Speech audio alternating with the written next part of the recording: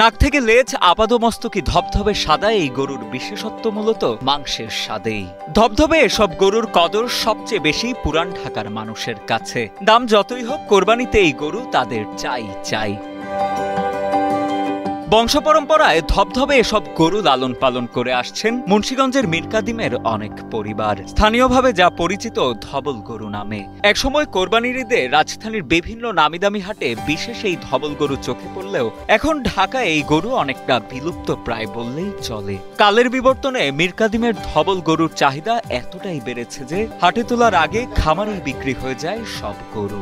খুশি মনে নিতে হয়, আপনার 1-2 মাস আগে থেকে গরু কিনা ফেলা। আমাদের এটার গরু খাবার উন্নত মানের, আপনার উন্নত মানের সব খাবার খাওয়ানো, তো ওনার আপনার 2 মাস আগে থেকে নেয়। আমাদের তো মুন্সিগঞ্জের চাহিদা আপনার প্রায় 1-150 বছর ধরে এই গরুটি আপনার নাম করে আসতেছে। বন্দর থাকার সুবাদে প্রাচীনকালে আমদানি রপ্তানি বাণিজ্যকে ঘিরে মুন্সিগঞ্জের মীরকাদিম এলাকায় গড়ে ওঠে ছোট বড় অনেক আড়ত ও কারখানা। সে সময় থেকে এখানে ধান, চাল ও আটা ময়দার কারখানা থাকায় দানাদার গোখাদ্যের সহজলভ্যতা ছিল অনেক বেশি। এ কারণে প্রায় 200 বছর আগে থেকেই মীরকাদিমে বাণিজ্যিকভাবে গরু লালন পালন শুরু হয়। ধীরে ধীরে মীরকাদিমের গরুর সুখ্যাতি ছড়িয়ে পড়ে দেশ জুড়ে, আর সেই খ্যাতিতে ভিন্ন মাত্রা যোগ করে ধবল গরু।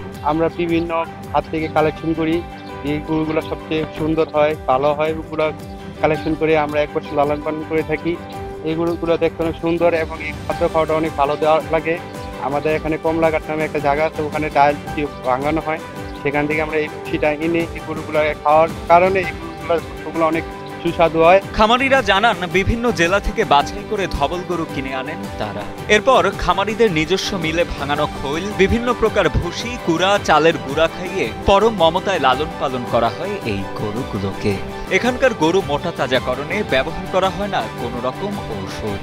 পরিষ্কার পরিচ্ছন্ন পরিবেশে নিবিড় যত্ন আর প্রাকৃতিক সব খাবার খেয়েই বেড়ে ওঠে ধবল গরুগুলো।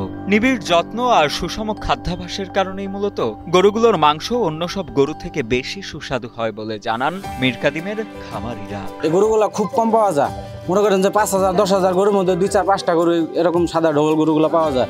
এই গরুগুলা নিয়ে আসার পর আমরা এই গরুগুলারে 10 মাস অনেক নিজের সন্তানের চেয়েও বেশি লালন পালন করি।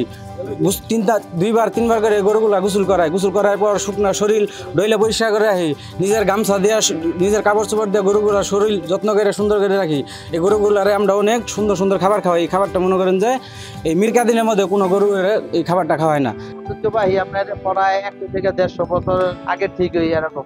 আমরা জ্ঞান হওয়ার পরে থেকে আমার বাপ দাদারা এরাও পালছে, এখন আমরা পালি। কোরবানির জন্য ধবল গরু কিনতে প্রতিদিনই দেশের বিভিন্ন প্রান্ত থেকে মুন্সিগঞ্জের মীরকাদিমে ছুটে আসেন ক্রেতারা। তবে পুরান ঢাকার মানুষের কাছেই এই গরুর চাহিদা সবচেয়ে বেশি বলে জানা যায়। ক্রেতারা জানান, মীরকাদিমের ধবল গরুর মাংসের স্বাদ অতুলনীয়। স্বাদে মানে অনন্য ধবল গরুর মাংস।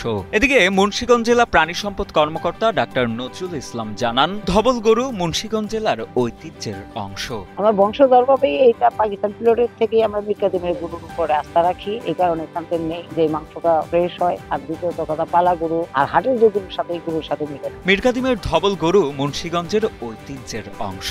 ঐতিহ্যের ধারা অব্যাহত রাখতে নিয়মিত ধবল গরুর খামারগুলো পরিদর্শন করা হয়। এছাড়া জেলায় চলতি বছর কোরবানির জন্য প্রস্তুতকৃত 875টি গরুর মধ্যে 2 শতাধিক ধবল গরু রয়েছে বলে জানান এই কর্মকর্তা। মুন্সিগঞ্জের ধবল গরুর ঐতিহ্য 200 বছরের। গরুগুলা দেখতে খুব সুন্দর, মাংস খুব সুস্বাদু, তাই এর বাজারে খুব চাহিদা রয়েছে। মুন্সিগঞ্জে প্রায় 150 থেকে 200 গরু রয়েছে। কোরবানি উপলক্ষে এই গরুর সংখ্যা আরও বৃদ্ধি পাবে বলে আশা করছি। এই গরুগুলো আমাদের নিবিড় তত্ত্বাবধানে রয়েছে। এই গরুগুলাকে আমরা বিনামূল্যে টিকা এবং চিকিৎসা প্রদান করে আসছি।